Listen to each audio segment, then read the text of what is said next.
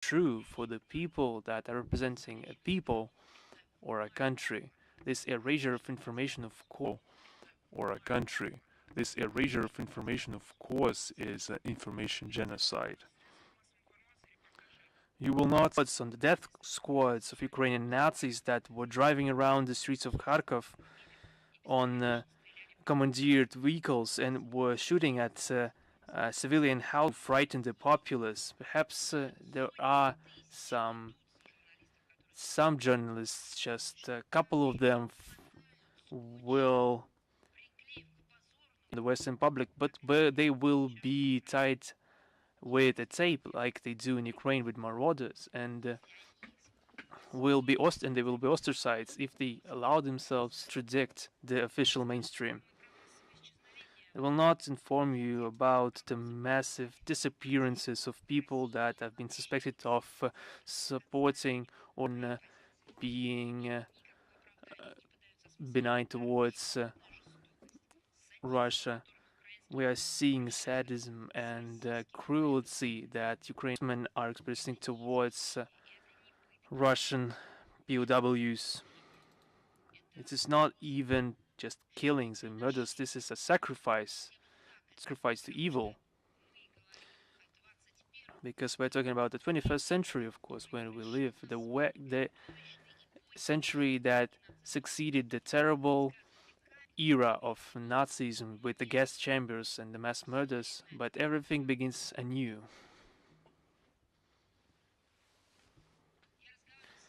I have discussed with my colleagues, and I was warned against watching this footage. I didn't watch the entire thing because something that you cannot entirely support. You just cannot entirely to bear with it. They've become a cradle for democracy and the current legal system of Europe.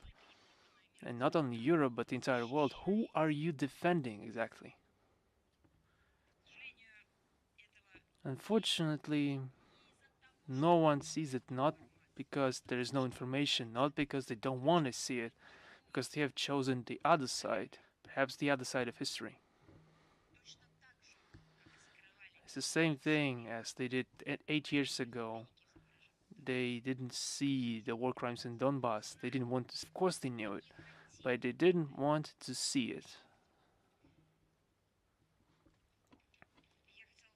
And I would like to about the things that happened, the inhuman violence perpetrated by the Ukrainian servicemen towards Russian POW. As I already mentioned that, I would like to say that all the work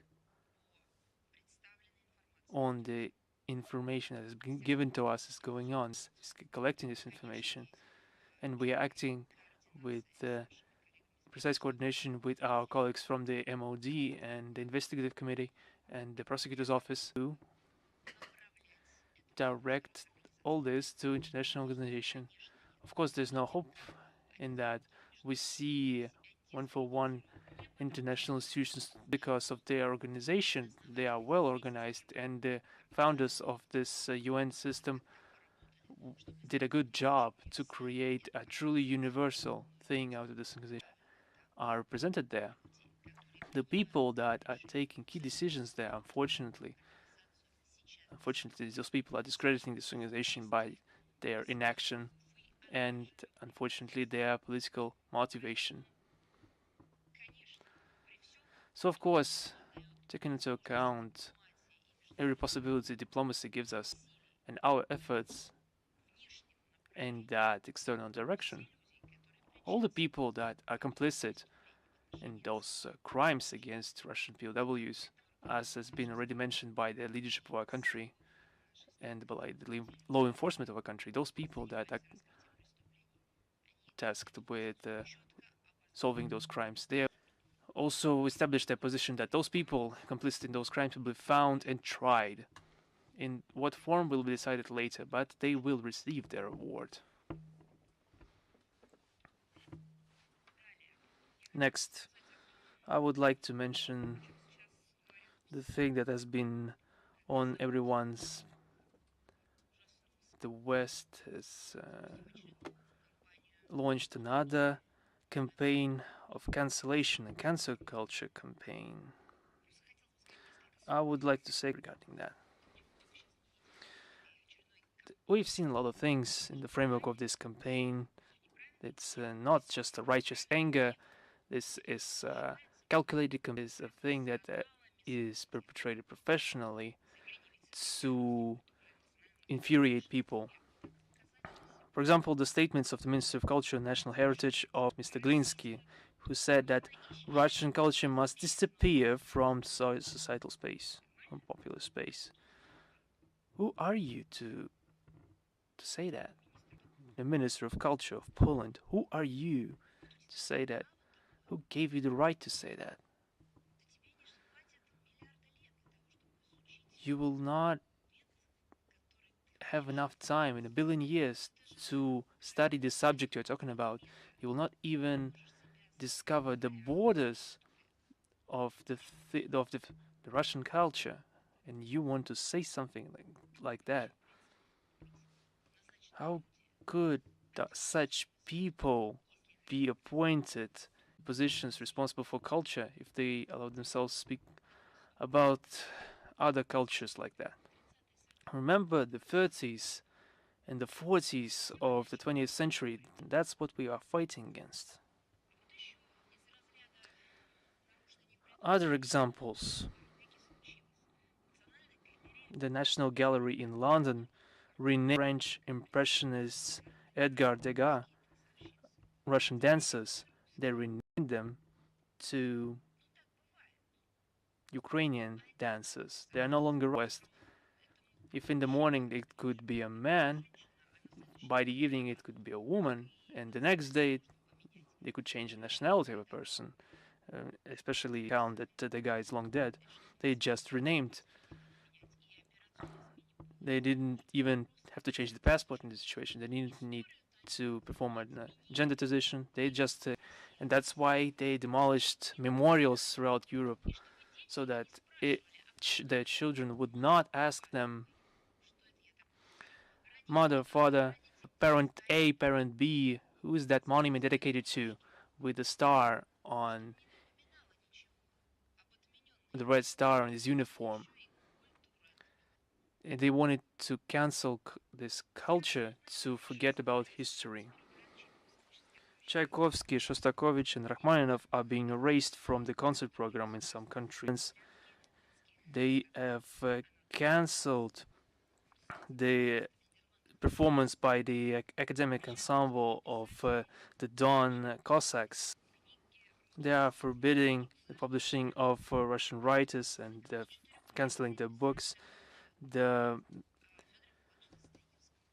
University of Bioka, a cycle of 4 lectures of Paolo Nori on Dostoevsky, not to prompt polemics.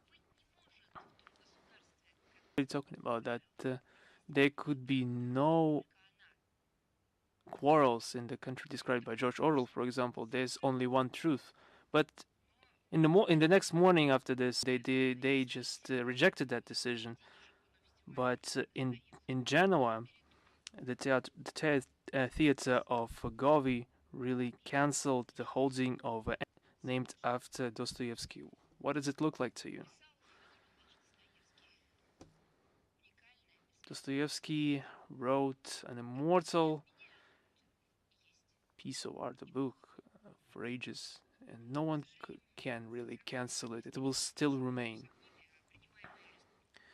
We have to state that Russophobia is in the West, and the measures taken by them violate all the principles of civilized conduct. This aggressive imposition of cancel culture is forming into the cancellation of culture, and it threatens all the participants of the world community. This is a total loss of coordination in the world. Now it's hard to understand, who do you face? Is it a he? Is it a she? Is it a it or they? What gender does it prefer?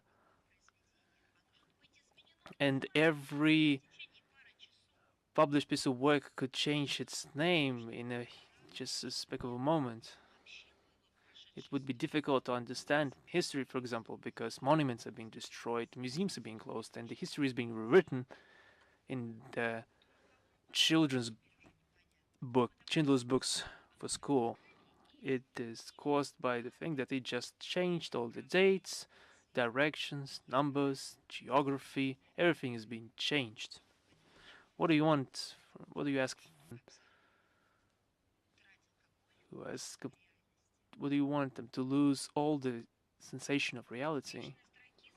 The public ostracism and the forgetting of this common history is an act of self-destruction. We know all too well of West's to cancel the contribution the Red Army made in the victory against Nazism in the Second World War. This is already going on now. Museum in the German town of Karlshorst, where the unconditional surrender of Germany was signed in 1945. This museum just lost its Russian flag that was hanging. What is the new version that the West trying to advance? This cultural or uncultural Sabbath is reminding us during the Middle Ages when they burned books on the bonfire of Inquisition. This under this guise of information of the New Testament, they used it with love and compassion. They burned books and people too. Muslims killed two rabbits with the same stone. Doesn't that remind you of anything? They were guided by the benign principles they wanted. By the way, did you forget the Second World War? It also happened with high ideals. They also taught our ancestors who would get to live, who was clean and who wasn't, which race deserved to exist and which didn't. They also journal books.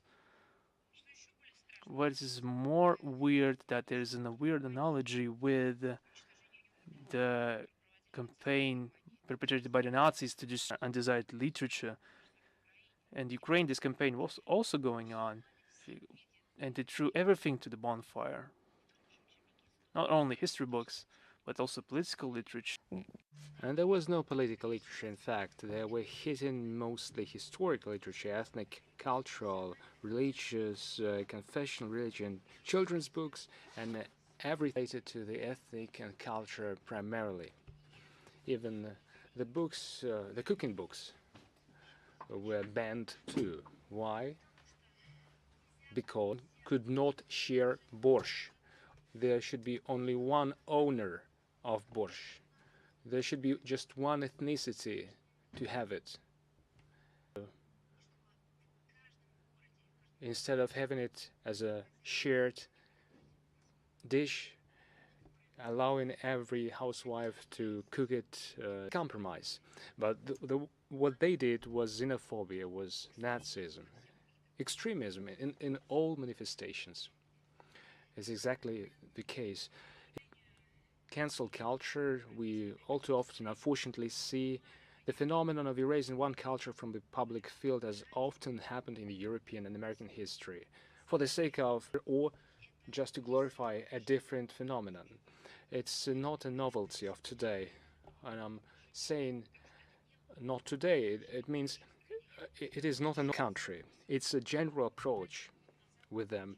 A year ago, there was this similar case, the similar accusations to China. They were accused of coming up. They had a bet that contaminated everyone. But they really were hit.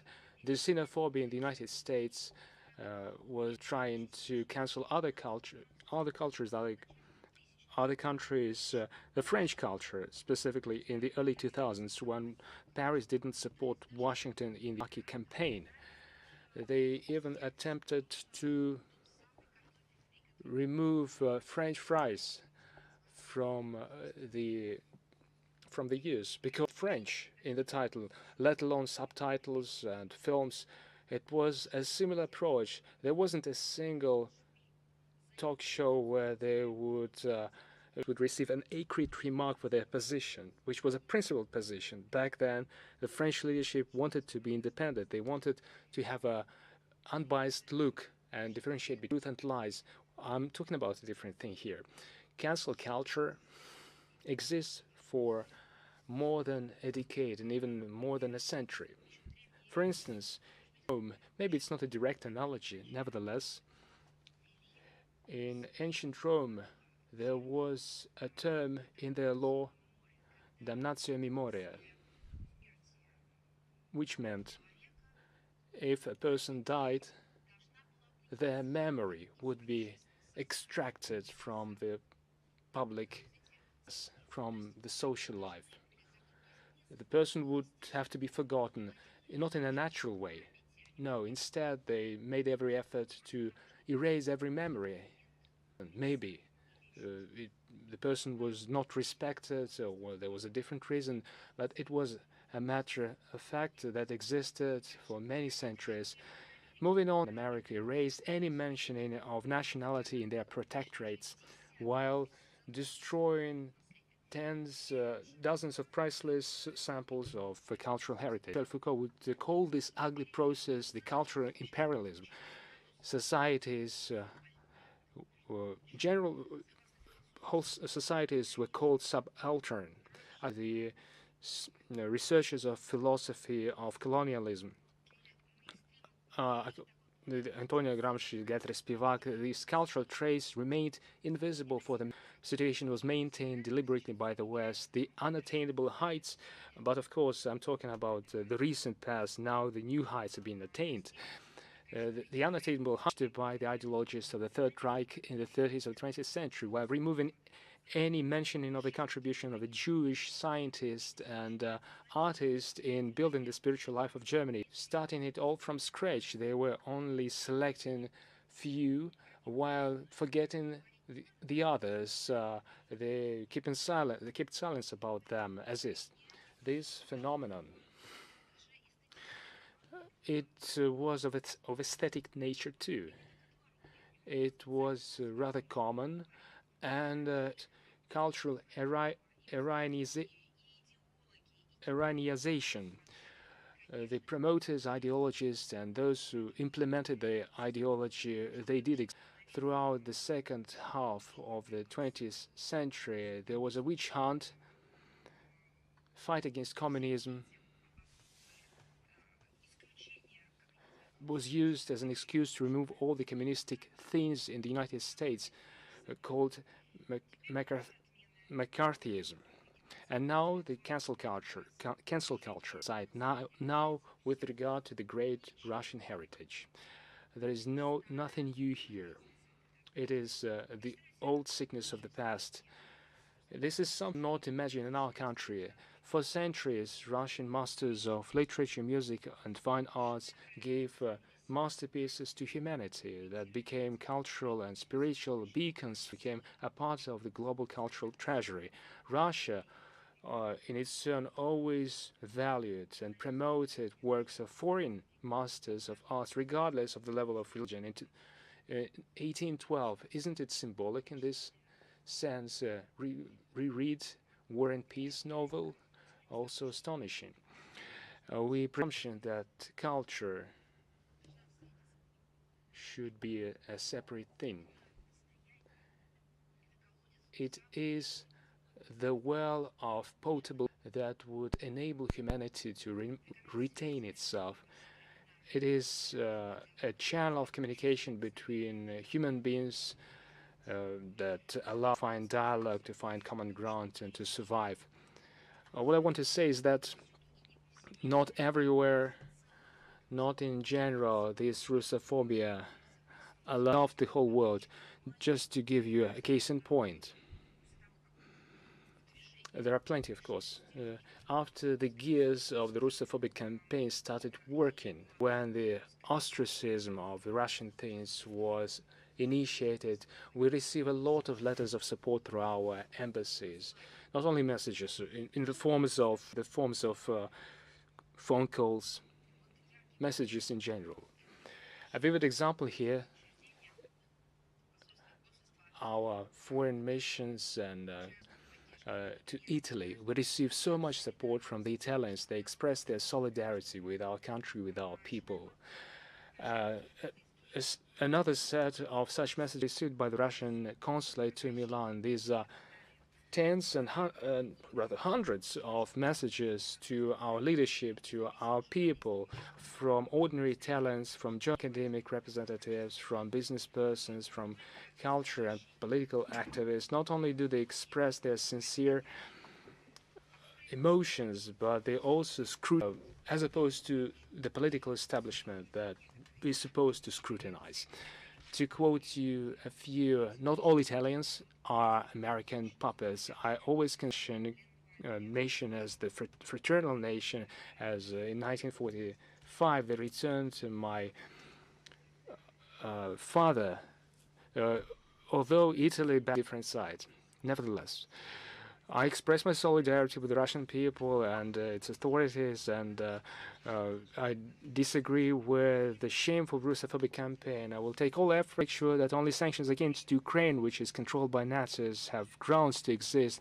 The criminal government of Ukraine has to bear responsibility for the inevitable on civilians propaganda of hate fueled by the Italian media, besmirches my country and blackwashes the Russian civilization. I dissociate from the political economic measures of the Italian, continue working with the Russian guests. I'm going to promote projects that show the all-encompassing nature of the Russian culture. While referring to sanctions, I think this is the whole key to the understanding of the situation. While on the 24th of February 2022, it was announced that all other options are no longer exist. What we see nowadays is the collective West, of course orchestrated by the United States of America, not up, but also not only imposes, but also comes up with perverted sanctions. I think there are all sorts of sanctions that have been applied to us: bans, accusations, threats, economic blockades, expropriation, seizures, robbing, blocking and freezing. Everything is in place, which means they know how to do it. They're capable. It requires no effort to block an account. It requires no effort to another's house, not even a state property, a personal property, a property of a person living in the other country, being at the same time a citizen of our country, having relations, business with our country. There is no obstacle for the Western countries in using every restriction to ensure political solutions. Now a question: why for 8 years haven't there been anything similar, billionth part, applied to the Kiev regime to make it meet the Minsk agreements, signed among others by the president of Ukraine? I'm not talking even about sanctions. Maybe they hadn't sent them money for incentivizing the Kiev regime. The money was sent just for the sake of sending. The money was sent, and could they save for it for once? We would provide you with another transmission of money, but you should meet this and that item. But we know that representatives of the current Kiev regime of the 21st century are people that are ready to sacrifice themselves and everyone for consent. They would have complied with the Minsk agreements. They would have done anything just to see another piece of assets on their accounts. And I'm talking not about, I'm talking about their personal accounts where they were later sent. They would have done everything. Instead, anything has never been done to the Kiev regime, there were plenty of crimes, violence, disappearances, closures, and also oppression of journalists, genocide of individuals living on a certain territory. What prevented the enlightened Brussels living in aside London, because it's clear with them? Madrid, Lisbon, name any. What prevented them a single time just from suspending payments to Kiev that were provided as bonuses, and to connect them from connecting these payments to the compliance with the Minsk agreements? Then two regions would have been provided with relevant legal guarantees. The nation of the all the situation in Ukraine, these regions would have all benefits and allowances. Instead, this was done. Instead, they were paid for non-compliance with the Minsk agreements. Now, returning to the feedback from the Italians, these are not anonymous messages, but each of it has signatures of concrete persons, because they're speaking directly, they understand what's going on, and there are plenty of such letters.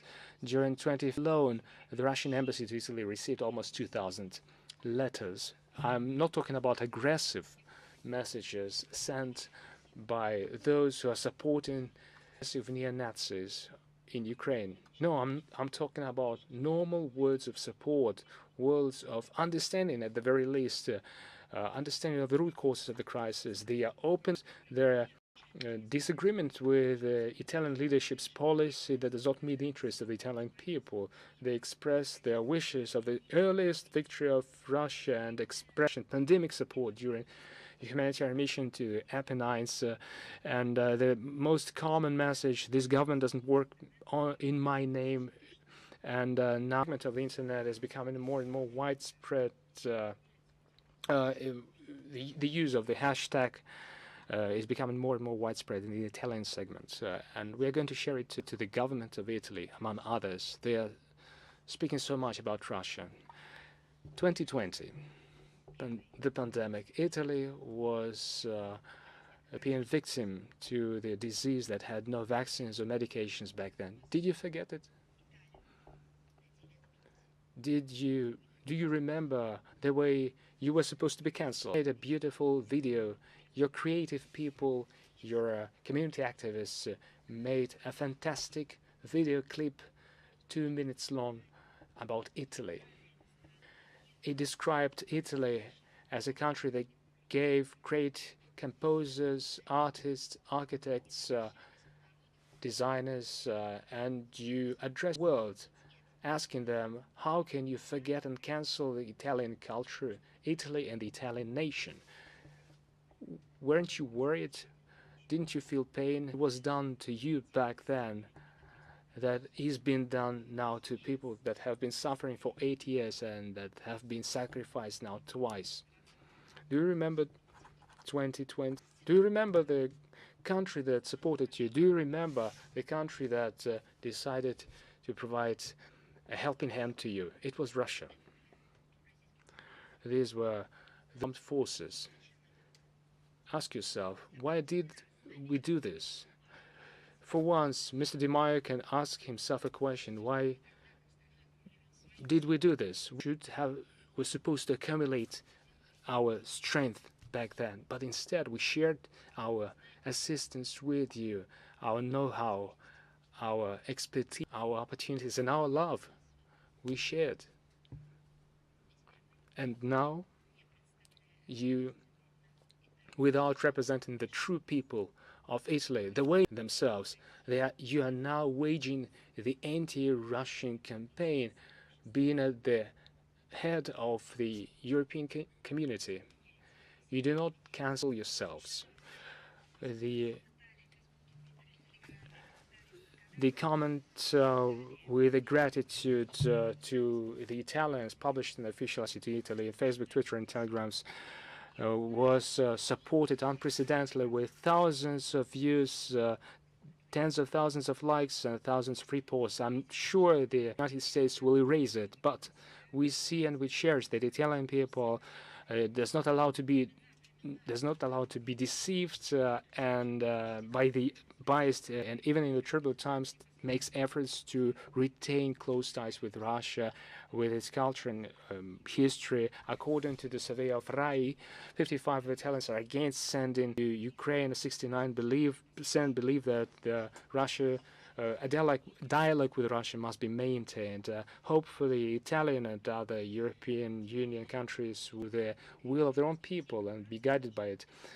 Now, moving further, the U.S. IT corporations continue mopping up the digital space, alternative viewpoints, while methodically complying with Washington's order on the Russia as a part of information aggression. I remember the IT corporations were screaming and shouting at China for not allowing it to enter their media market, and now what was to China back then that wasn't actually in any way obliged to allow them to do that. Now what they were accusing Beijing of, they are doing it now themselves. They are making extractions, they are frightening people, they are preventing users from having access to contents and many other things today. YouTube made another act of undisguised digital censorship against the verified account of the MFA of Russia. The YouTube blocked an access to my briefing. The ban was motivated by some, and I'm going to dwell into detail. It's something you're not going to believe in. Violations of community rules. This was motivated by violation of community rules. What is that exactly? And namely, they cared about not allowing discriminatory. Just explain to me, what are those discriminatory remarks I allowed myself to say? Did you throw out London from the discriminatory renaming of Degas' picture? Maybe they banned the streams or videos of some Western politicians for their discriminatory towards Russia, Russian culture, and Russian language. No, we didn't hear of that. Probably didn't happen. Those statements, as already said, we cannot reason for them. The platform doesn't trouble themselves with explanations. The administration of YouTube were not satisfied by the facts of the broad spread of Nazi ideology among the armed forces of Ukraine and the details of attacks of against the peaceful population of Donbas, and also the details of military biological programs of the United States in territory of Ukraine. This is the thing they are afraid of, because the truth has been uncovered. I cannot preclude the fact that this terrible history with the town of Bucha and this criminal provocation was provoked by the issues, the questions of their own populations in the actions of their government in their involvement in those biolabs. Those labs were acting under the coverage and under the disguise of healthcare of Ukraine. Many countries participated in that program. We will talk about that. We will publish relevant material on the topic later. What's with YouTube then? This is a barbarian of free access to information on the part of this platform. They're not trying even to be neutral or portray themselves neutral. The question of time, frankly. They know what they are doing. They erased journalist investigations from the website. They destroyed and banned a channel talking about this relevant information. They blocked videos. They imposed restrictions and so on and so forth. We've always commented on that, but now we see that, and the Ministry of Foreign Affairs not hold their briefings on YouTube. Well, amazing. We will hold them elsewhere. I will just give you a hint. Our account, probably a year ago on RootTube, we will hold all our streams there in due time. And YouTube has already blocked the accounts of Russian media. Now they have started their digital campaign against the channels of state authorities of Russia. We could call on you to be responsible for their actions, but we also can transfer to different measures. Despite the fact that I've always been a proponent of free speech and the search for compromise, but forgive me, they have crossed all possible lines. Stopped having illusions regarding this state of free speech in the West and the way this platform will be regulated further. The restrictory measure against our channel is temporary, but the general stance of the West and the United States intelligence services are obvious and understandable. This is a flagrant, zealous erasure of everything that causes discomfort. And we have touched upon a string that has been extremely painful for them. The biological labs and the connection of the thing that have been happening in the territory of Ukraine in the context, including the context of biolabs and the research has been going on there. The Russian MFA created its account on YouTube in 2012. In such circumstances, the format and the decision to continue our cooperation will require re-evaluation. We would continue our working with the platform as if nothing happened, if not for this situation. We reserve for ourselves the right to the competent authorities of the Russian Federation to take necessary measures in the framework of blocking this service. This incident demonstrates the lack of principle on the part of IT giants and their involvement in the information warfare waged against our country. Yesterday, we pointed on the inadmissibility of restrictions on the part of Twitter materials on the provocation in Bucha.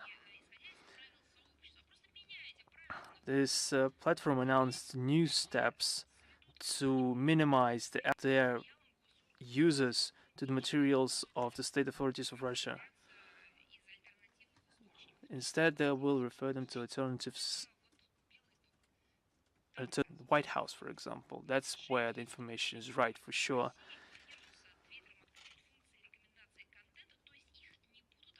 Our state authorities' accounts will be disconnected from the function of recommendation of content. They will not be offered to users, even in the case of high ratings of viewership. That's the measures they have announced. And I think that they will set the engine of the platform to completely exclude our public view. We're also concerned about the plans of Twitter to delete publications with the materials with depicting POW. They are spread through government accounts. How can you forbid government agencies from spreading information in your platform? There are photographs and videos of torture imparted on the Russian POWs by the Ukrainian servicemen and military. You will not find any such information of the inverse fact that you will not find depictions of Ukrainian servicemen being tortured.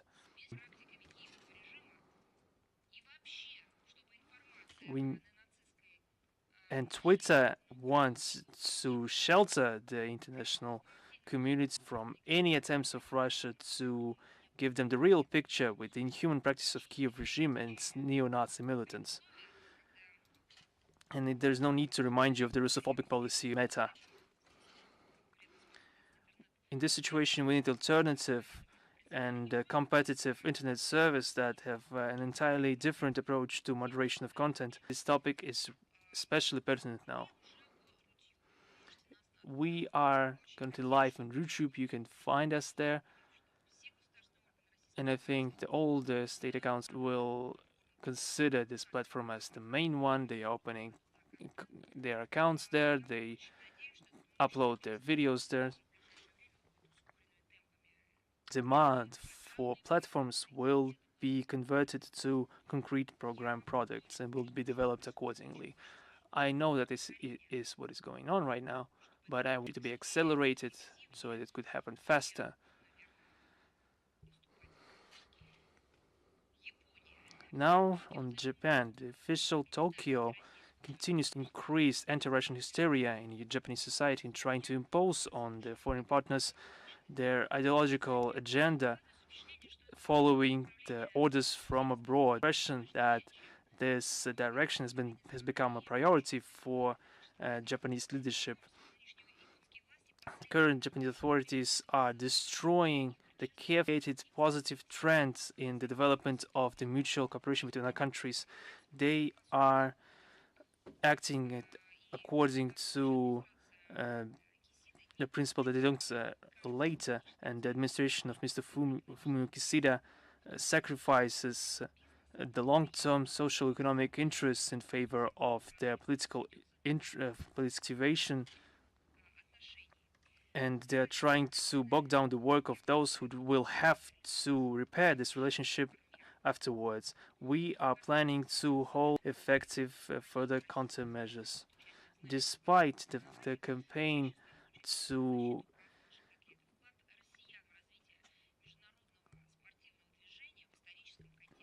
to to have Russian athletes abstain from international competitions, despite the situation, there are voices in favor of our athletes. The decision of the FIFA to give the Russian language a status of an official language is symbolic in that regard. It was adopted on the 31st of March in the 72nd Congress by a huge majority. This is a positive signal which testifies to the attention given to the Russian football and its contribution to in the contribution of a country to promoting this type of sport, and still some consideration remaining on the part of international civil servants in that regard. We want to point you to the fact, to the issue of multilingualism. There will be an issue raised on the proclamation of the World Day of Russian Language, which will happen in the framework of the 214th session of Executive Council of UNESCO. Russia's proposal is co-sponsored by Azerbaijan, Armenia, Belarus, Venezuela, Iran, Kazakhstan, Kyrgyzstan, China, the DPRK, Syria, Tajikistan, Turkmenistan, Uzbekistan. The Russian language is one of the most spread out languages in the world, and the biggest Slavic language, and 258 million people speak this language. The Russian language is official in 5 state parties of the UNESCO, and it is a working language of the most universal organization of the UN system and regional unions. A whole range of people living in the space of Europe, united by the common history and culture, speak this language. The proclamation of the World Day of Russian Language is intended to increase the awareness of the national community, increasing lingualism, which is a fundamental value of the UN system. This initiative is strictly humanitarian and depoliticized in character, and responds to established in UNESCO the practice of language days. In recent years, UNESCO proclaimed World Days of Arabic, Portuguese, language of Swahili languages. We expect an unbiased and undiscriminatory approach of the Executive Council while reviewing this question. We hope that it is to cancel Russian cultures. Those measures will not influence the promotion of our initiative, which has been provisionally supported by the Director General of Organization, Audrey Azoulay. There's also, on the 5th of April, there was a session of the World Coordination Council of Russian Campaign through video conference.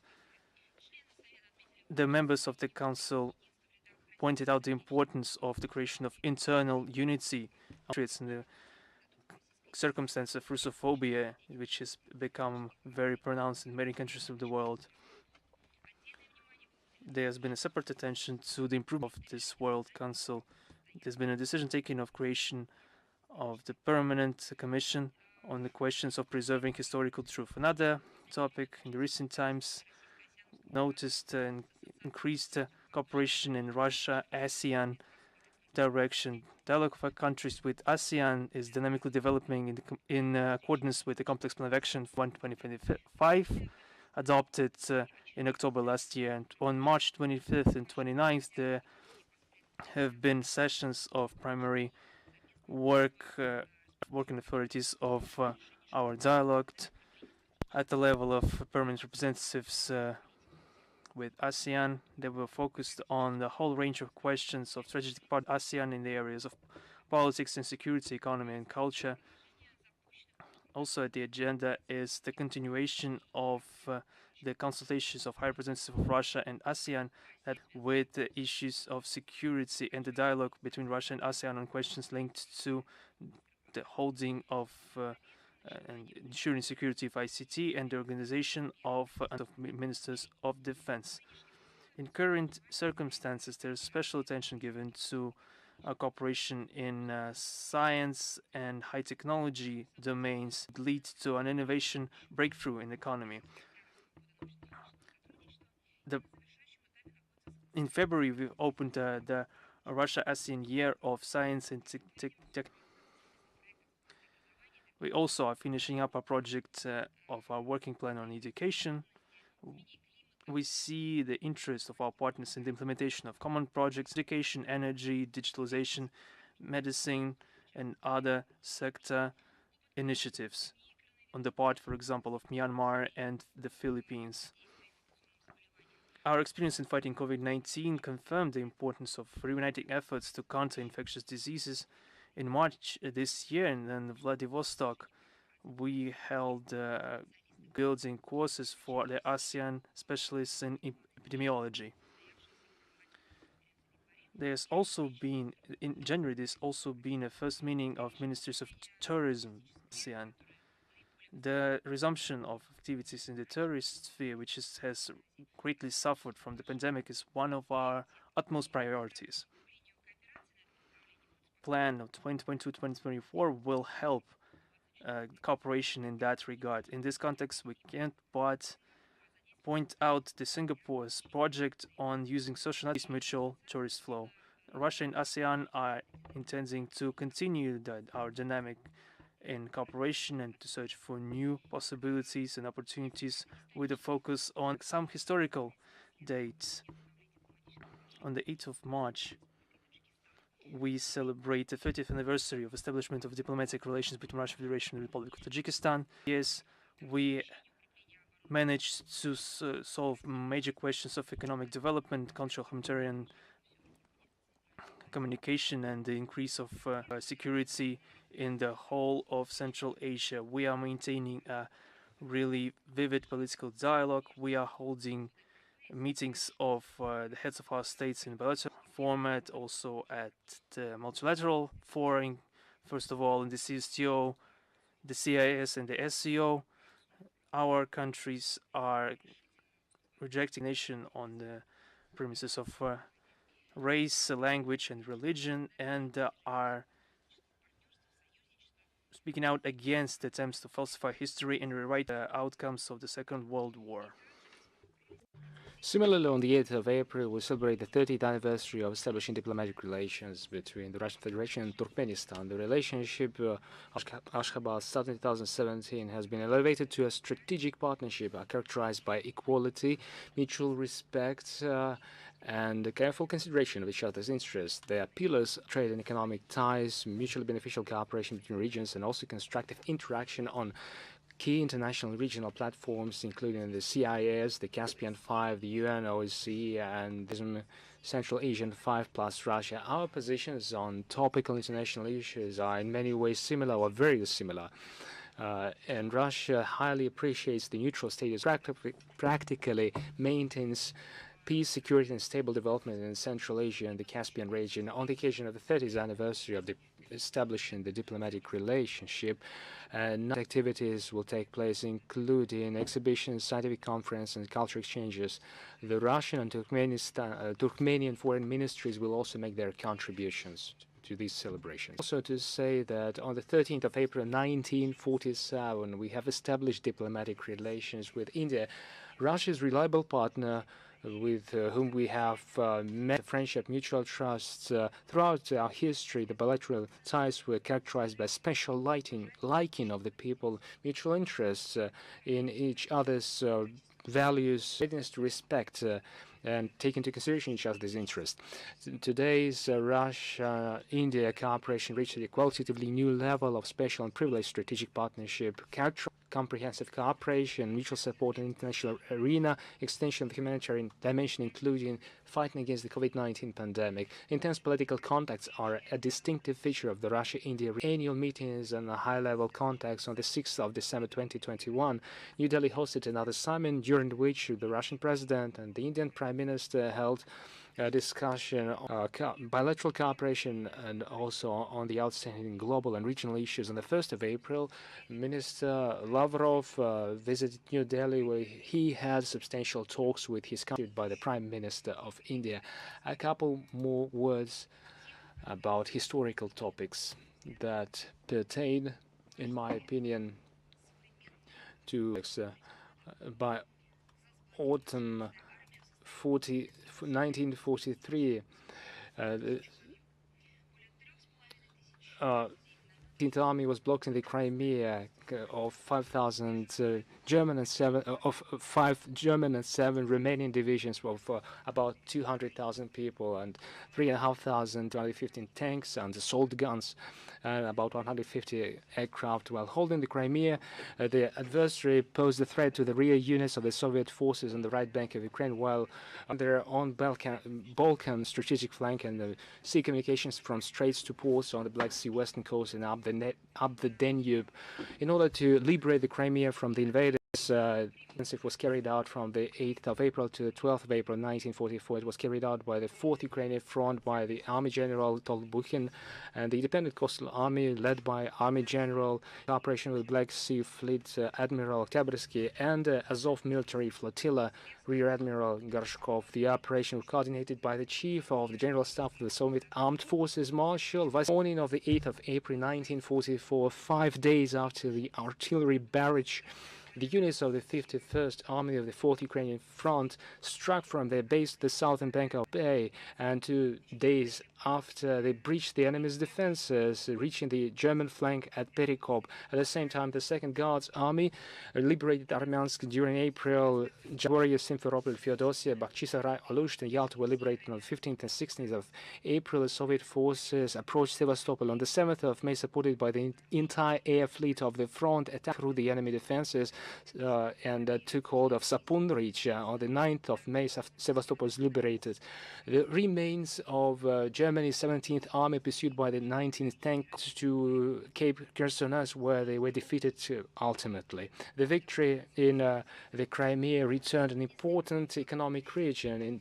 In general, a territory about 26,000 square kilometers was liberated. During the occupation, the Hitler invaders dealt a huge damage to the Crimea. They disabled over 300 industrial facilities, eradicated livestock, cities, towns, and resorts were in ruins. Sevastopol, Kerch, Feodosia, and Yevpatoria were especially damaged. In Sevastopol, by the moment of liberation, there were 3,000 people out of 109,000 people who lived there before the war.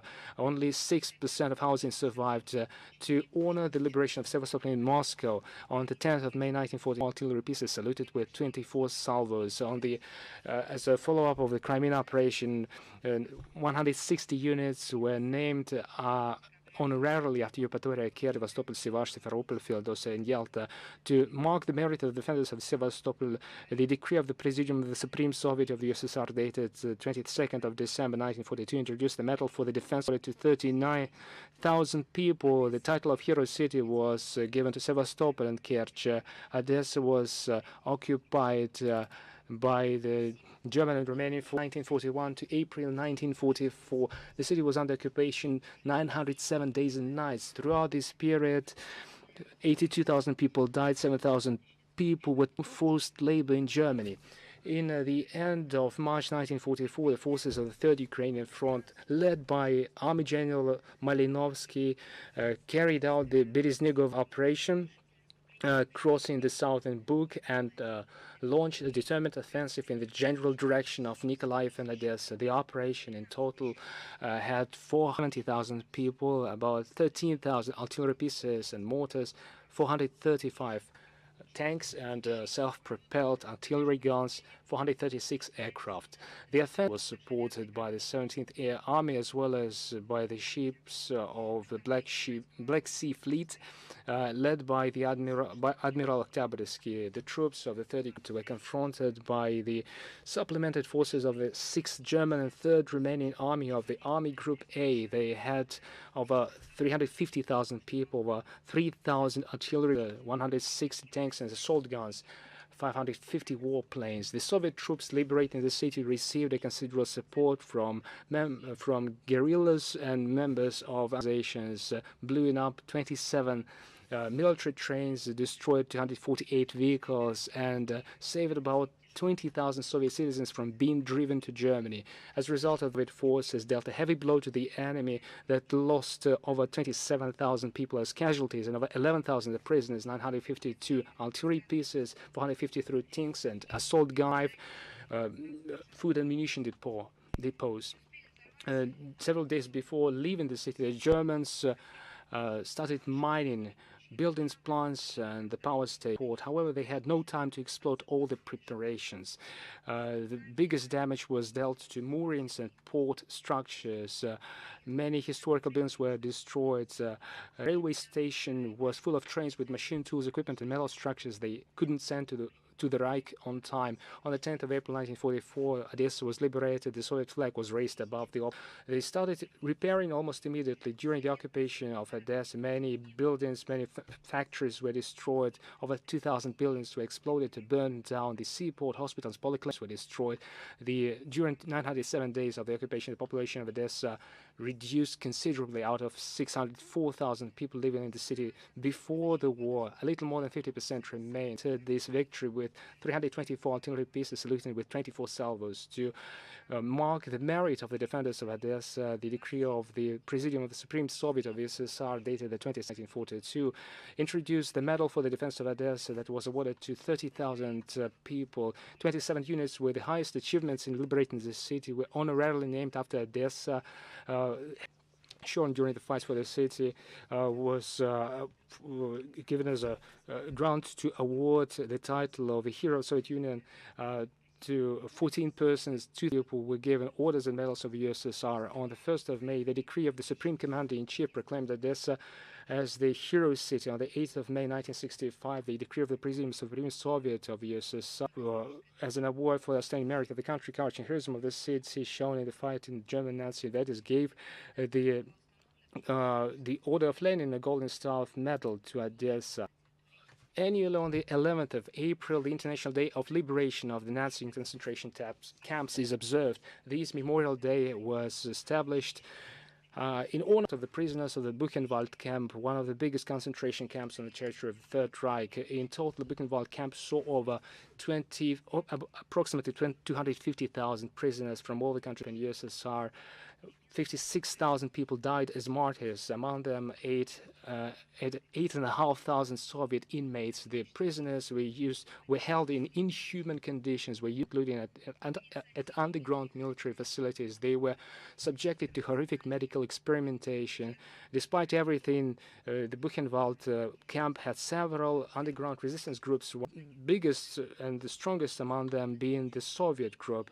In the summer of 1943, on the initiative of the German anti-Nazi, the International Camp Committee coordinating the armed revolt in the spring of 1945, as the Allies approached the camp, command was issued to eradicate and to evacuate all the remaining inmates, which triggered a revolt of April 1945. As a result of the successful activities of the inmates of Buchenwald camp, over 200 SS soldiers and guards were taken captive, and 2 days after, for 2 days, the rebels were controlling the camp, and on the 13th of April, the troops of the 3rd U.S. Army entered the Buchenwald, and the jailers and the command of Buchenwald National Military Tribunal were duly punished.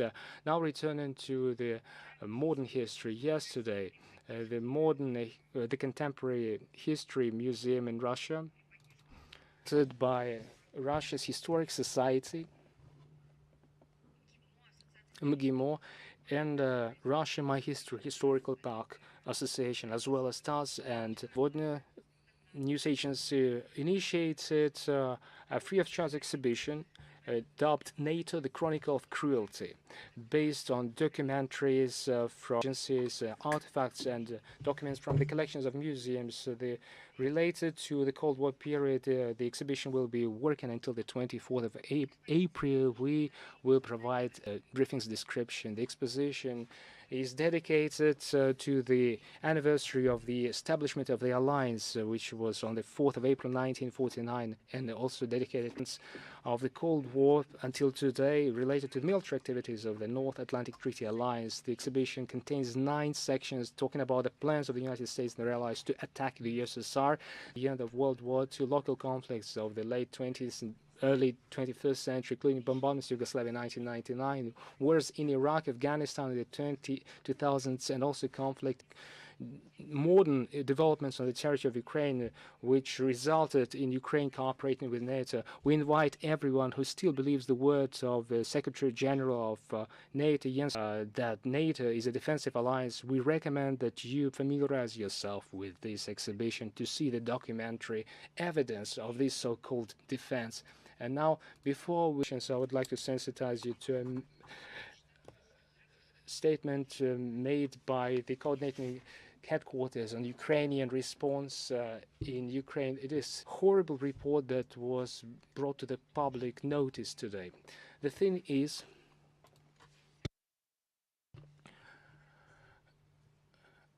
there has a discussion of a specific plan to exchange prisoners of war between Russia and Ukraine in accordance with the established schedule as foreseen by norms, as foreseen and provided, supported by international organizations. Additionally, the Ukrainian prisoners visited by the Ombudsman for Human Rights, Natalia Moskalkova, she checked on them, and the coverage was provided in the media. As required by the Geneva Convention on Treatment of Prisoners of War, that an exchange of POWs is to take place today. But it was undermined and derailed, rather, by the Ukrainian side. It is not the first derailment case, and always takes place through the fault or even through the unwillingness of the Kiev regime to exchange POWs. And I'm talking about our Ministry of Defense. On many occasions did we agree on the exchange lists. We were working almost 20, but the Kiev regime behaved in a way that is normal to it. They manipulated, they derailed, they created preconditions, and the number of war prisoners decreased, although it was agreed on originally. So it dropped to 38 war prisoners. Today, without any explanation, the Ukrainian side rejected all of the previous agreements. However, the Russian side made all the preparations, including delivery of POWs to the exchange area. all the grounds as stated today by the Ministry of Defense to believe that the Russian prisoners of war that are cut captive are not okay. Additionally, it was found with evidence that the Russian prisoners were subject to various kinds of inhuman treatment as was during World War II. Data are partially available online. We have some of these data, but they are not yet were not yet made. They were used as a piece of information. We didn't have video footage back then. It is outrageous, but it is even more horrific. These facts are being neglected by the global community. I'm not talking about ordinary people, not even the media. I'm talking about specialized institutions, the OSCE, the International Committee of the Red Cross. Not only do the Western countries know about Kiev's flagrant violent treatment of war prisoners, all information has been given to that. Additionally, they also try help Ukrainians in escaping responsibility. What does it mean to exchange people? It means to exchange people that have marks of torture on their bodies. Tell what they were done there. This is something the Kiev regime is afraid of. This is something that they are not going to do, because people would eventually tell. It is also this is corroborated by the fact, additionally, that Kiev informed Foreign Office previously that they are not going to comply with Geneva Convention when treating the Russian prisoners of war. This is not something that started today. It has been going on for many years.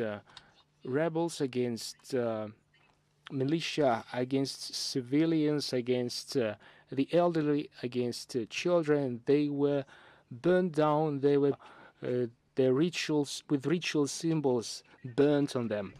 Such manipulations around the Russian military is indicative of the fact that many Western countries are becoming accomplices to today's inhuman crimes of the Ukrainian neo-Nazis. It has been mentioned in the statement that Russia has a UN, the OSCE, and other human rights organizations. All those countries that have been actively working on the Ukrainian humanitarian direction to obligate the Ukrainian side to ensure access of the International Red Cross community to Ukrainian POWs within of reports to the Russian side and international organizations. As has been stated already today, the Russian Federation reserves the right to initiate a session of the Security Council of the United Nations under the sponsorship of Russia and the International Red Cross community in the case if the measures enumerated above are not implemented. Another testament to the fact that who our country is opposing right now. This is being controlled by the Russian leadership, the Ministry of Defense, and the Ministry of Foreign Affairs. I'm ready to answer your questions. Do we have International Life with us? International Affairs Journal. Good afternoon. I have 3 questions. The permanent representative of the United States at the UN stated that Washington will try to suspend Russia's activities in the HRC. How do you evaluate such a statement? What measures will Russian diplomats take in that regard? This is the part of their campaign against Russia in the multilateral fora, and they have prepared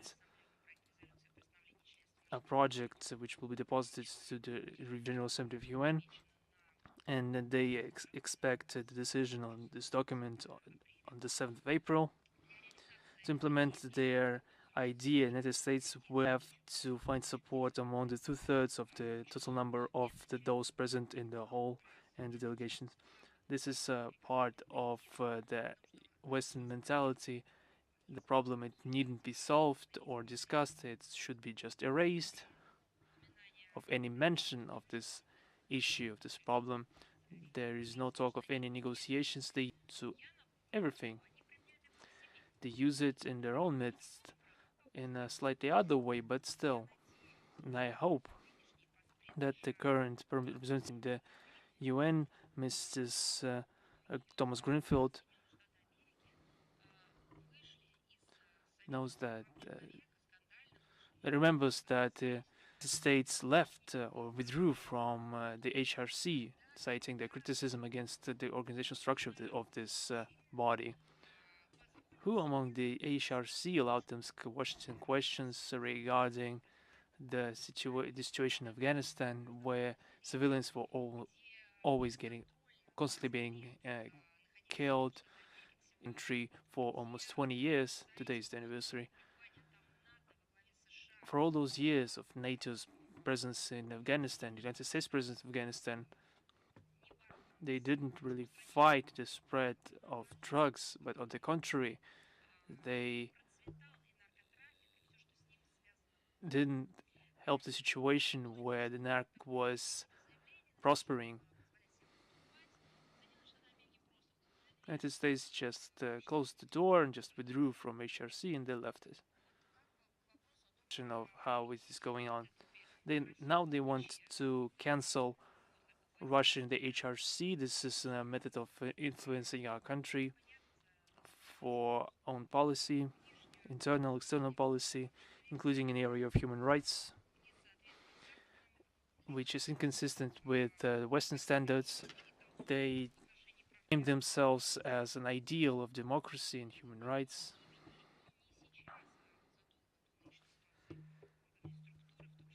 They are trying to bodies and platforms to promote their own worldview and their own idea of history and traditions and vision of human rights. Their way, it's either like they perceive it or there's nothing. They try to use the council's instrumentary to influence electoral process and the adoption of politically motivated resolutions regarding the countries they deem undesirable. So such policy is a barrier to the veritable implementation of human rights throughout the world. And as practice shows, the Western approaches in resolving human rights situation in the world have ended up in a fiasco. Not a single conflict was settled. The number only swelled. And recipes of so-called mature democracies led to the worsening of the situation with human rights in select countries, including as a result of active use of their instruments of unilateral forceful measures. In Venezuela, for example,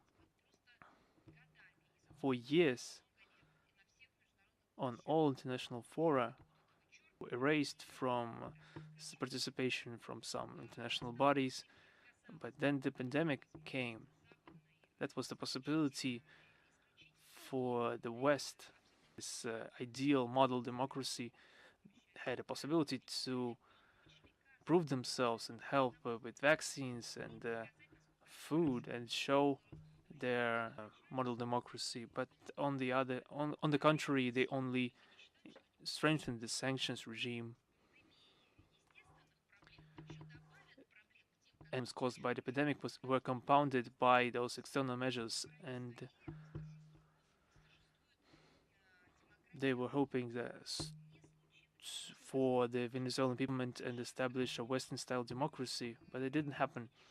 They understood that. Now they understand that Venezuela, they need Venezuela. That's what caused the visit of United States representatives to Venezuela a couple of weeks ago. They forgot about human rights issues. They forgot about illegal elections, whatever. And the situation could wait.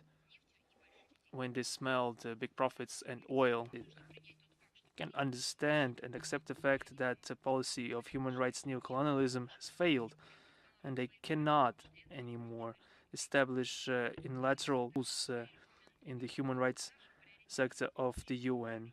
We have always countered the aforementioned approaches. We have always focused on the reinforced dialogue and the participation of all stakeholders in the collective elaboration of decisions. And the non-participation of Russia in the HRC will universality and effectiveness and will allow the Western countries to have a total control over the human rights sphere. That's my idea of an answer to that question. Any other questions? Yes, if you allow me.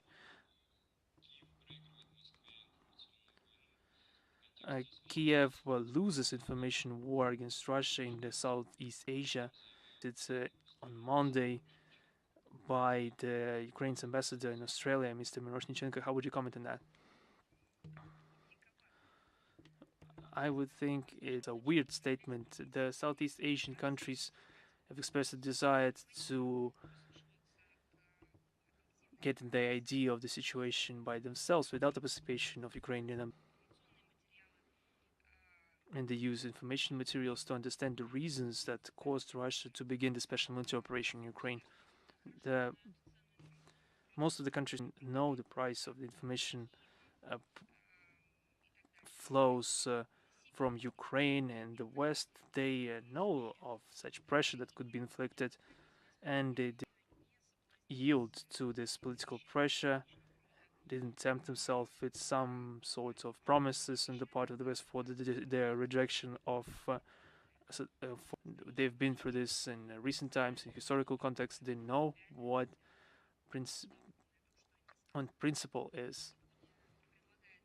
Today they are offered to break ties with Russia and have friends with the United States, but tomorrow they could become main enemies of the United States if they do something that goes contrary to their position.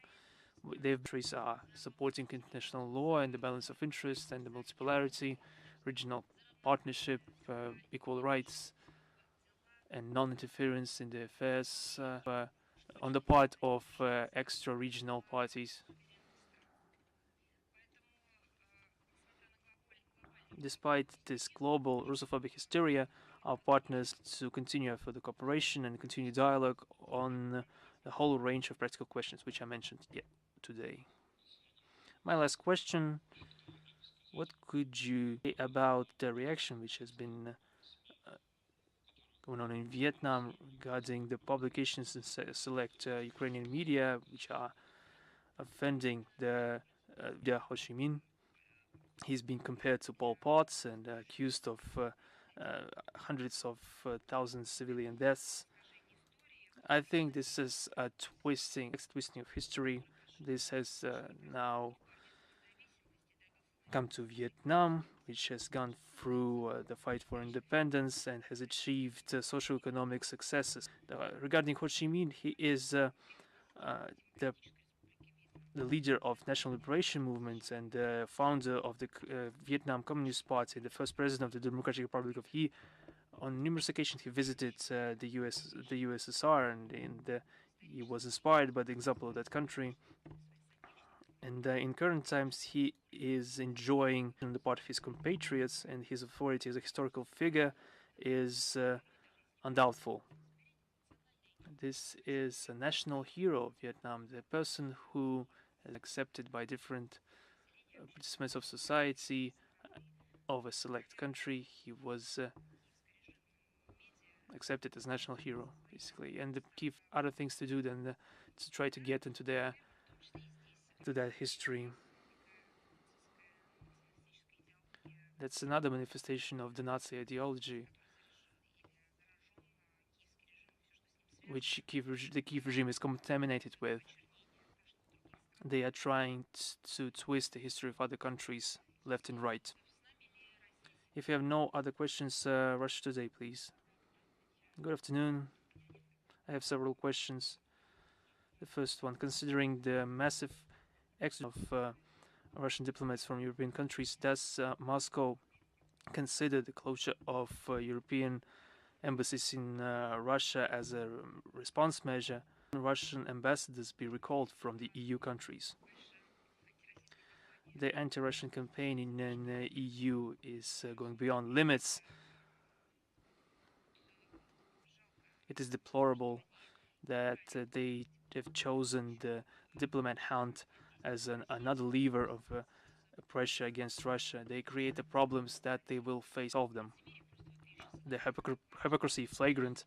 On the one hand, they tell us that the diplomatic way is the best way resolving existing problems but then they extradite diplomats by batches. We are exploration our puzzlement regarding these unjustified and demonstrative actions. This is a measure of pressure against Russia. This is in it, and the instigators of such diplomatic wars. We have never been an instigator of such diplomatic wars. We tried to use the diplomacy as an state communication, which is very important, especially in current circumstances. In the recent 10 years, they have used such pressure as a means influencing a country. There have been many diplomats have been designated non grata persons in different countries. And this was a routine of diplomatic life. This was a part of diplomatic practice, but today we are facing an entirely different dimension of the situation.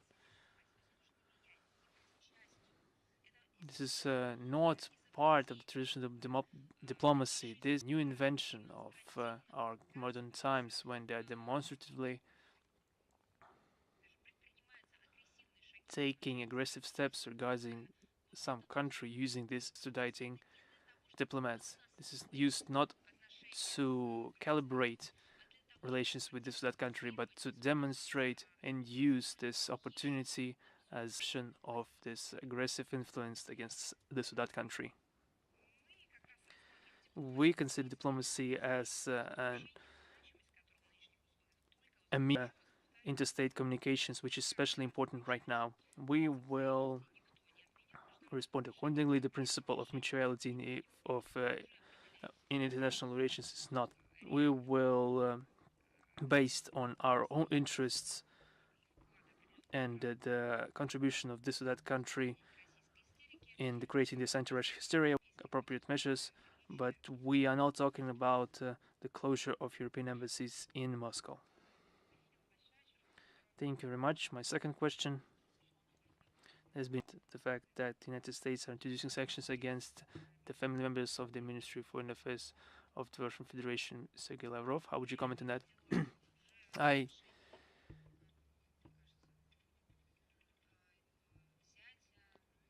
I think members of his family were subjected to restrictive measures, and the other diplomats. As you understand, the extradition of diplomats are sanctions too. This is not only the order to them to leave that country. This is a ban from entering that country for a period of, and they are closing entrance to that country through different means, for example, through tourism, through scientific, cultural. So the same restrictions we're talking about regarding our diplomatic service. Those restrictions have been undertaken for tens of years, and hundreds of Russians have gone through that. Now this issue has gone on another stretch, and this is being applied not only to diplomats working abroad in Moscow, in our building, and of course to the head of our ministry. And despite it, diplomats are those people that are tasked with establishing context, explaining positions, stances, and approaches in circumstances of deepest crisis. But this is an extra diplomatic activity. This is outside of diplomacy. It's just destruction of basis for the current world order. One of the parts have become a target for the West. I've just made a general comment on your question because if the information that you provided is true, our approach is well. If you allow me, my last question: how would you comment on the incident with the Russian embassy in Bucharest? This is out. The embassy has already commented on that. I will remind you that on the 6th of April, early in the morning, a car with Romanian numbers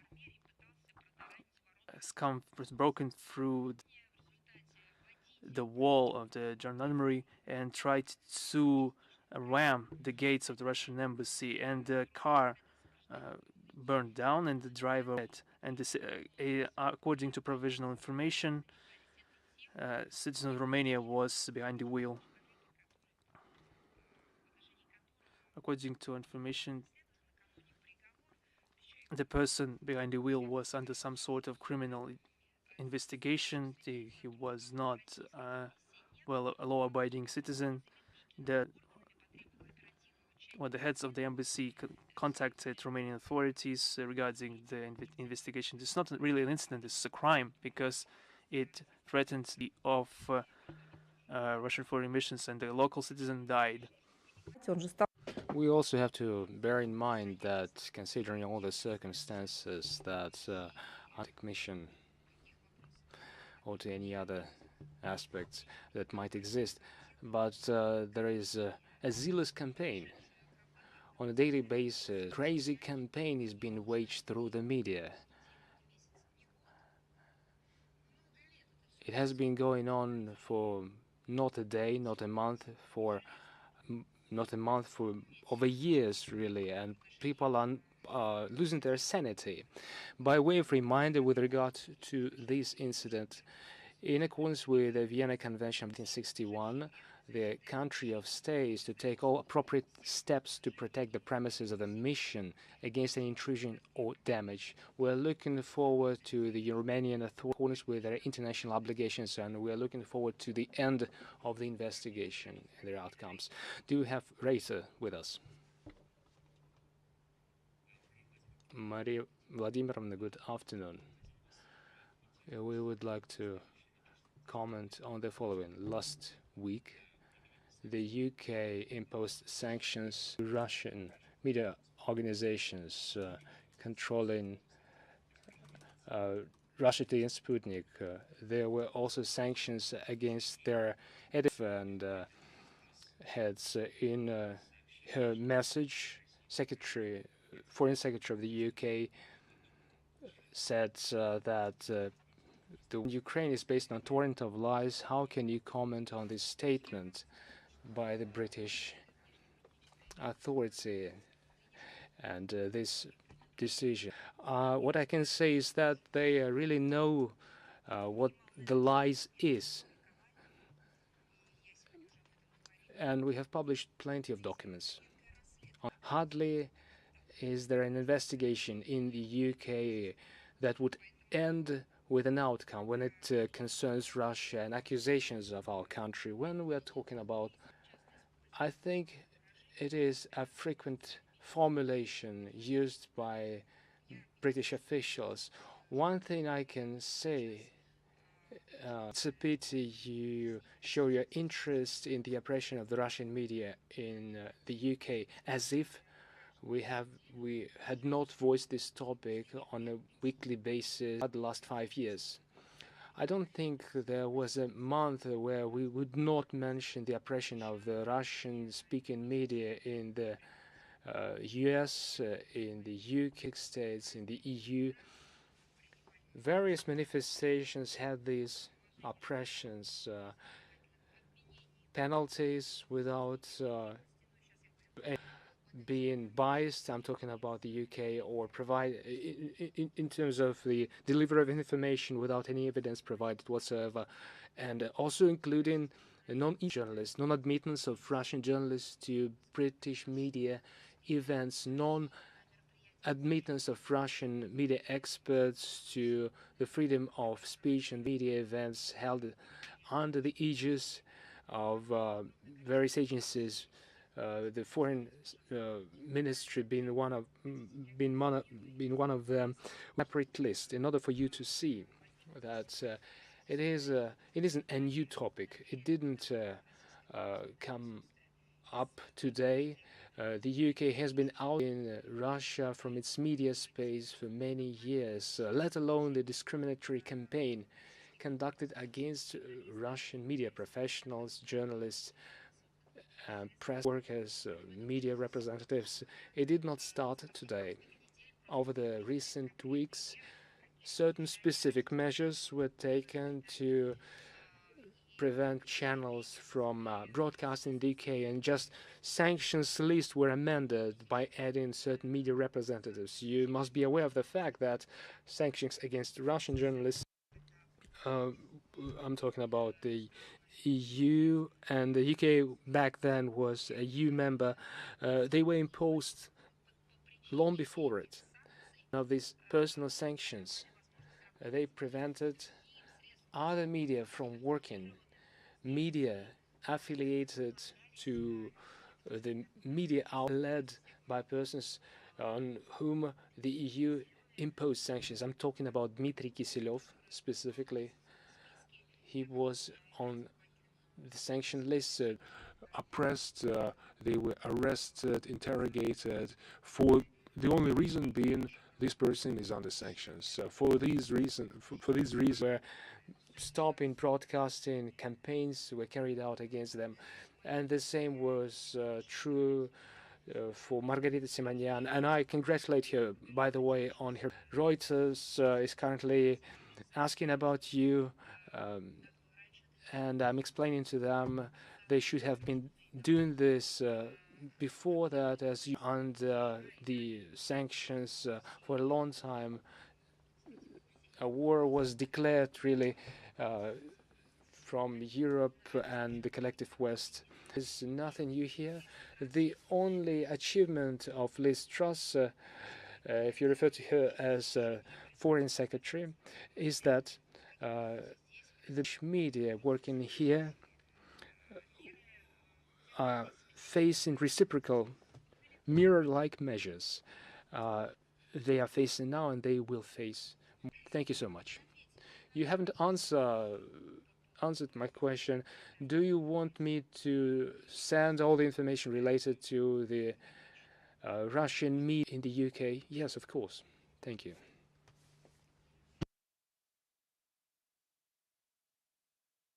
Moving on, do we have the Moscow Post with us? Good evening, rather. Maria Vladimirovna, I have three questions, if possible. What is current state of relations between Russia and the intentions to ease sanctions imposed by the UN Security Council in humanitarian and other civil dimensions? We built traditionally friendly and neighborly relations with North Korea, and we see similar views on many outstanding issues of the international agenda. Specific absence of a single pole world order building on the rules of the West. We appreciate the understanding and the support expressed by the leadership of the country. With regard to the special military operation in Ukraine, we're looking forward to comprehensive stepping up of bilateral ties after ultimate victory over the coronavirus and the all restrictions been lifted. As to the easing of sanctions imposed on Pyongyang in late October in the end of October 2021, by way of reminder, Russia and China distributed in the Security Council of the United Nations a draft political humanitarian resolution, something we have already commented on in our briefings. According to the draft resolution, it was to ease the international sanctions regime for humanitarian dimensions, not program, considering the pandemic situation and context in this country. In our opinion, amidst the pandemic, the assistance to the North Korean people, this is the attitude that we demonstrated in other regions, to other countries. I mentioned Venezuela. We called upon the United States to lift restrictions and sanctions in the context of the pandemic, considering that people are suffering. It was a blockade. Not only Venezuela, you know our position on Cuba and so on and so forth. Amidst the persistence to the North Korean people would be a timely and responsible step of the international community. The adoption of the resolution would facilitate trust stake between the involved stakeholders and states, and would be also an incentive to resuscitate the political dialogue. But there is always a but. The United States and the European allies failed to accept this rationale. They only support human rights in words.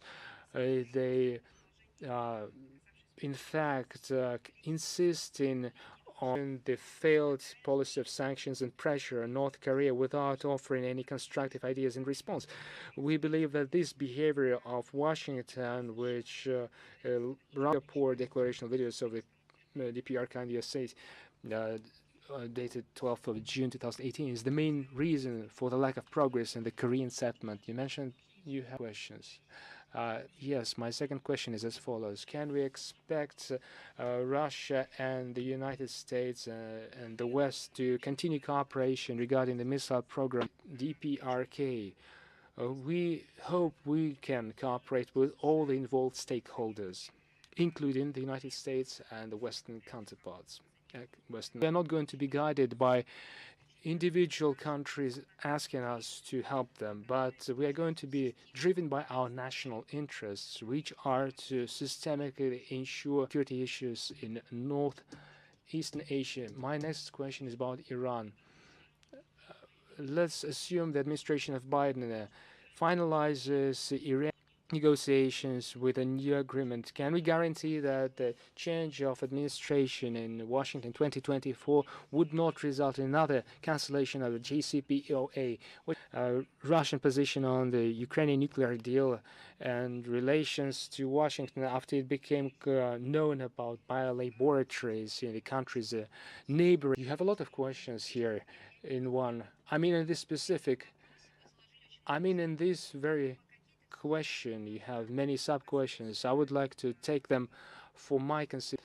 Regarding biolaboratories, I will prepare materials either for the next briefing or will send to you additionally. As to the aware of our stance, we have always advocated for the deal. We have always advocated for retaining it, for relaunching it, and we advocate relaunch of the deal. This is something we articulated many times, and we proved it in practice too during the negotiations progress.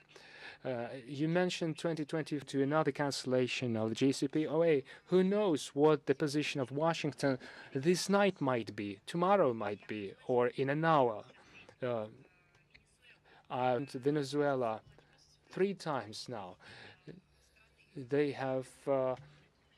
They did not recognize the legitimate president of the country. They've come up with Guaido, a self-proclaimed head of the country that was received at the White House, a self-proclaimed an imposter that did not exist among political leaders.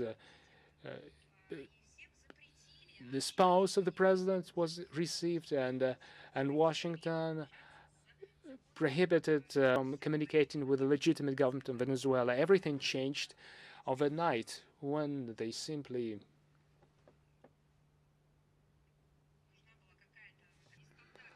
wanted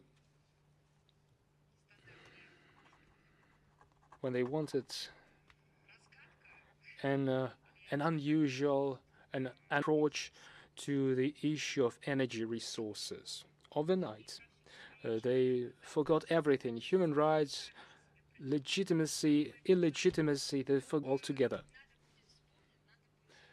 Whenever they need it, they remember. Whenever they don't, they forget. The same I would like to respond to you. When people do not comply with never do agreements work. You can expect anything from persons when they follow their time-serving interests only. Predictable, something we have mentioned many times. And regarding biolaboratories, this is something I'm going to consider further. Do we have NBC? I was told it was supposed to be with us. NBC. It isn't here. NBC. Thank you, Maria. Good afternoon. The events in Ukraine are impacting public opinion around the world. Will the amount of bloodshed in Ukraine ultimately impact Russian public opinion? Russian what? Russian public opinion. Russian opinion. Public opinion. Вы как-то интересно говорите. That's an interesting way to put it. You mentioned the Ukraine affecting the public opinion, and you also forgot one important thing between them. There is a media word. Between and the public opinion, there is always a media as an intermediary. Newspapers, television, social media, journalism. These are that shape the public opinion. Regarding the Ukrainian developments, nobody knew nothing about the Donbas for 8 years. Reason being, they were never interested in it. Reason being, there was no order to be interested. As was remarkably put by, was asking, it cannot be that a happening takes place, whereas a major tragic event at the core of Europe takes place. Well, the Western media about it, and I asked many Western journalists, how do you pick a topic on which you write, on which you do not write? Simple enough. When the White House says, we write. When the White Command, it's not necessary. It all starts, the event itself, the happening itself, should be energized by the state machine of the European Union. Eventually, through the media, the public opinion is being shaped.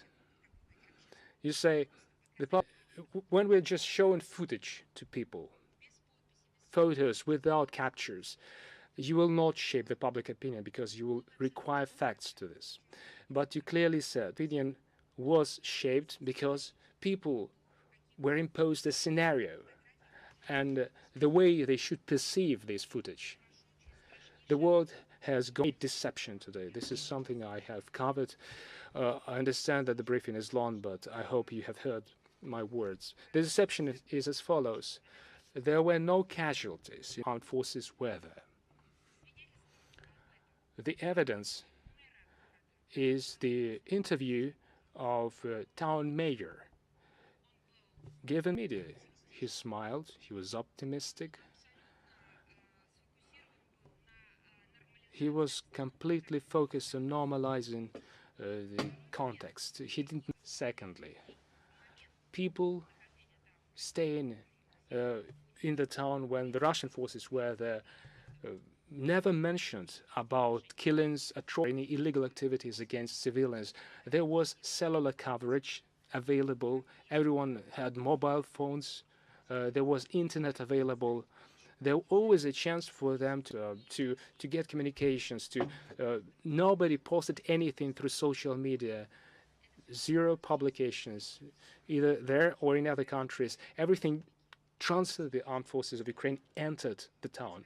The world now is witnessing a huge deception. As I have said, I've mentioned 1944 situation in a German, similar performances, orchestrations related to the white helmets, where is another case in point when they were showing the alleged crimes against civilians, when suddenly white helmets would storm, pouring water on people with hoses, giving medication them allegedly. All this was recorded and shown as a humanitarian mission of the white helmets, as a rescue mission. Then it turned the other way around. The Syrian authorities that were trying to save their people from the provocations of white helmets were supported by London. Money was given together with the Department of State, initiated these organizations themselves. A former representative of the intelligence services, was at the head. When he was no longer needed, he was removed from allegedly committed a suicide under unknown circumstances. We saw it all before. on numerous occasions, and it was a provocation with tremendous after many years without social networks, for example, and without the possibility to contradict this fake information, this provocation in Srebrenica, reason for a whole chain of events, for illegal decisions taken by the international community. But after all, it was also a provocation. It was proven that it was a provocation. Now all the information is available, and all my acquaintances have an opportunity to discuss points of view of people, representatives, politicians in different points of the world. They know what is being discussed in France, United States, in Moscow, in Kiev, in Beijing, in New Delhi, for example. People are free to formulate their own point of view based on the information available. The difference between us and you, that in our country we have alternative sources of information, but in the Western country we have these alternative sources because Russian media are not broadcasting there. They have been erased from broadcast, and sources of information are being blocked, and those people that are citizens of those countries and are trying to impart this alternative point of view are subjective to cancel culture. One follow-up question. Можете у вас без... Yes, of course, you have a limitless tariff. You can ask whatever, whichever. So Нас же все равно... We are not shown on YouTube, after all. We are broadcasting limitlessly. It's a joke. Yeah. So you do believe that message house have an influence on the Russian public? Я... I think that Russian audience is influenced by information that denies this or that statement on the part of the White House. That influences the country. Thank you very much. Be well. Do we have any other questions? Pakistan channel, are you with us? The Pakistan channel, yes, good afternoon. I would like to ask you a question regarding the blockings and regarding the briefing on YouTube. There's no picture there. There are technical difficulties on YouTube. YouTube is a good instrument. So there's no version in English. It will happen, of course. You should understand that you've touched upon a topic. I will try to be brief because I've been for a long time. I'll try to explain you that 10 years ago we made a national choice. Our choice was to integrate into the international media network. We thought that we would be equals in this interaction with the international community, and we hoped openness to the world and the development of information resources is the prerequisite for us to be heard. But when our voice became strong, when our information resources began to reach the foreign audience, problems began. They were started to get erased from their information media space. That has become the reason for the fact that we try to focus on these international platforms. I will not try to you really. It's just what it is. But recent years showed us that we need to develop our own national platforms, and I've been always a proponent of that. Our future, unfortunately, is predetermined. This is a segmentation of the internet. And I talked about that about 4 years ago. I stated that were divided by borders, visas, passports, but I am surprised how accurate my prediction was that such restrictions would also... Why am I talking about this? Because the Western society cannot stand any competition with anyone else. They want to dominate this space because they are calling themselves exclusive. They don't need competition in any sphere. We will broadcast on many platforms to accomplish this in the shortest possible time frame. You can view the streams in Telegram and YouTube in Russian. We will continue to increase our capacities in VK. We will continue presence. Thank you. A couple of questions, if you allow me. The Minister of Foreign Affairs of Russia, Mr. Lavrov, during his conference in China, stated that Russia will receive the first Afghan diplomat on the part of the Taliban. Does this mean that Russia has officially accepted the new authorities, officially recognized the new authorities of Afghanistan? What are the plans for reinforcement of relations between those two countries? I would like to say that it is early to speak about the official mission of the Taliban regime in Afghanistan, but it's important to point out, and I hope you know it, that diplomatic contacts between our countries have not stopped, even after the change of government in Kabul, and the contacts with the Taliban affected even before that. The government of Russia in Afghanistan continues their work in the usual regime.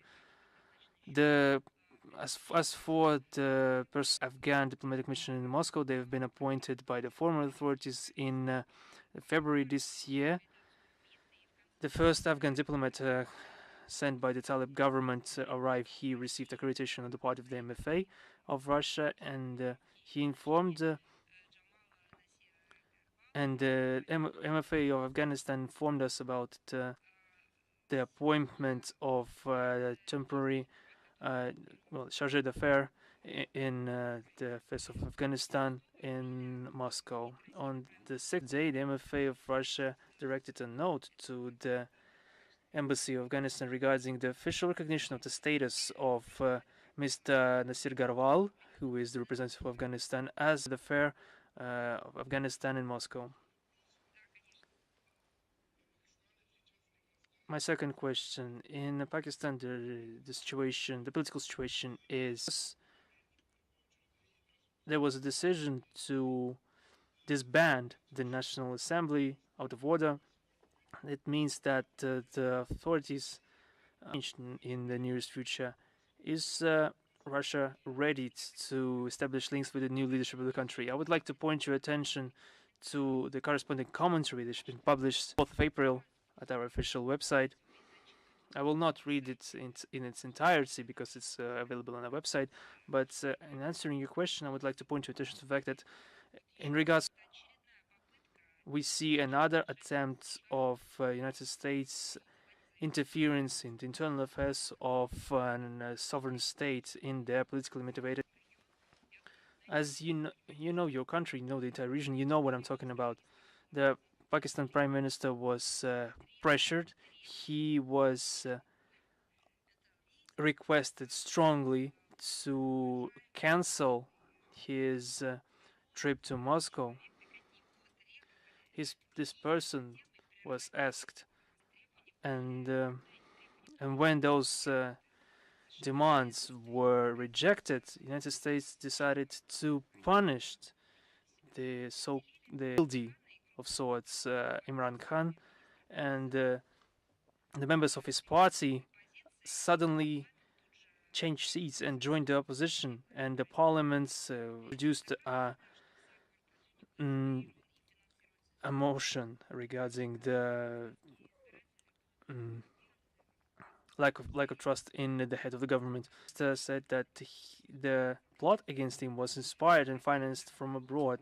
We are hoping that the Pakistan electorate will be the circumstances and when they'll arrive at the elections. And we are ready to continue our cooperation with Pakistan on equal basis, considering our mutual interest. Please.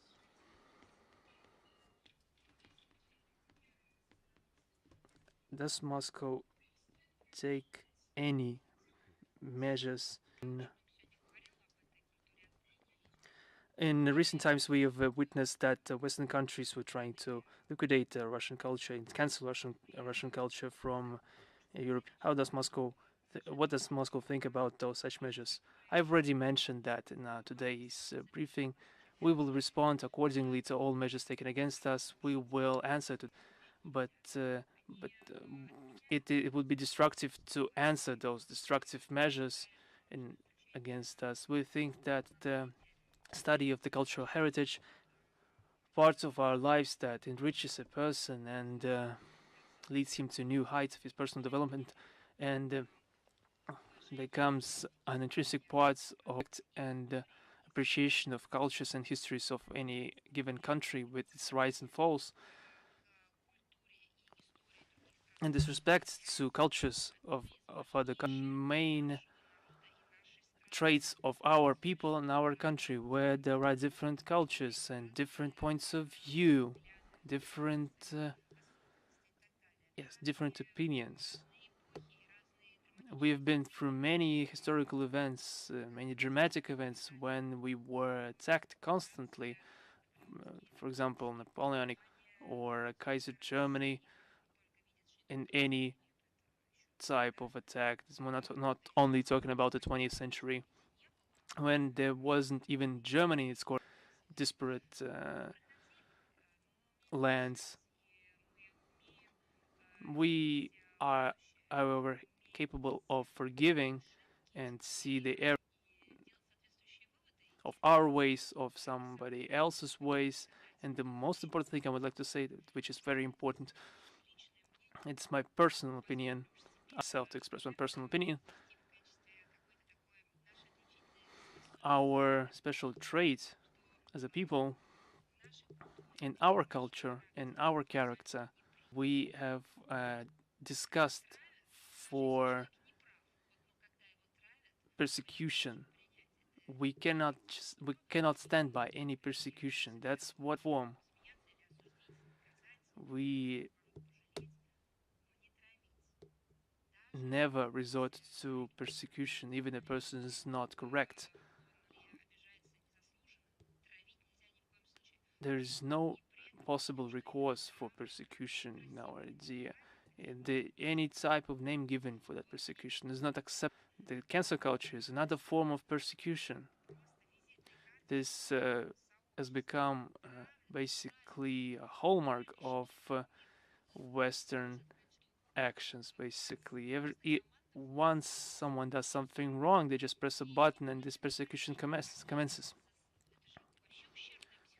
This is just psychology to force those who don't think the same way to reject cooperating with someone.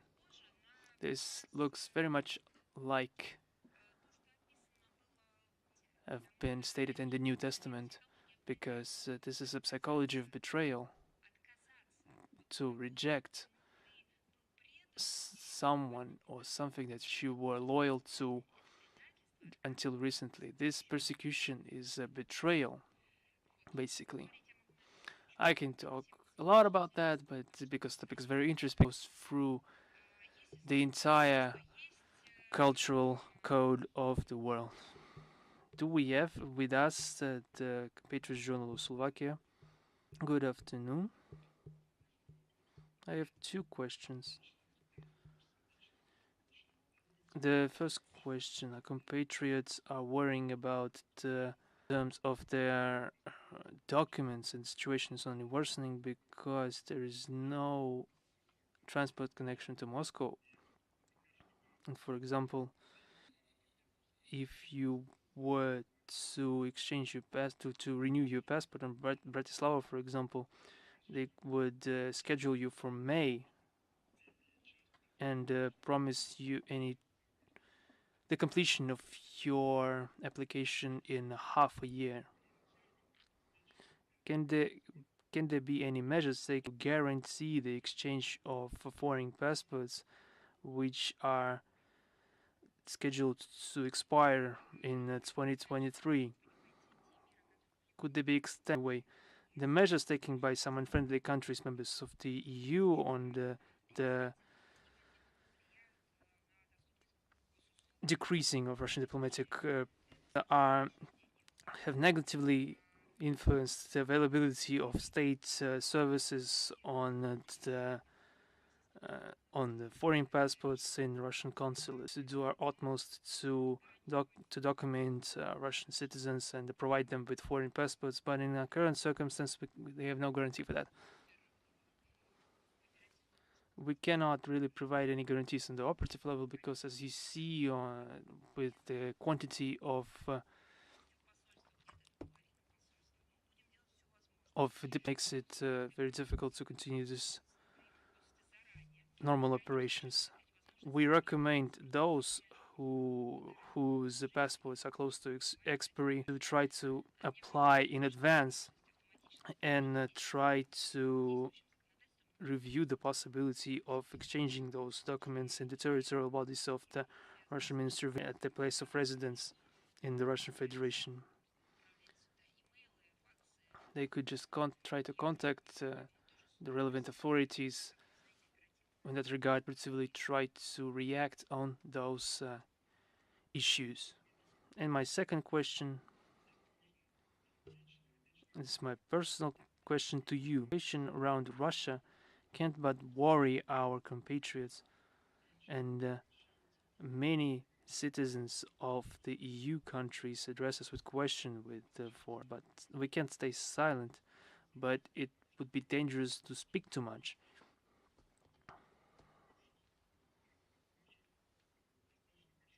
Because there are a lot of refugees with weapons now flooding the countries we are residing in.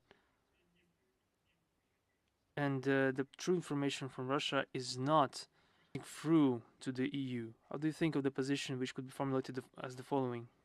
It would be naive to presume that West doesn't know the truth about what is going in Russia, Ukraine, and the world. There is a war going on, a cruel war, and the current technical means preclude ignorance of taking any decision and fake information. The decision makers in the West know everything all too well, and the decisions are being taken based on the information. The task is not in making the lies come clear.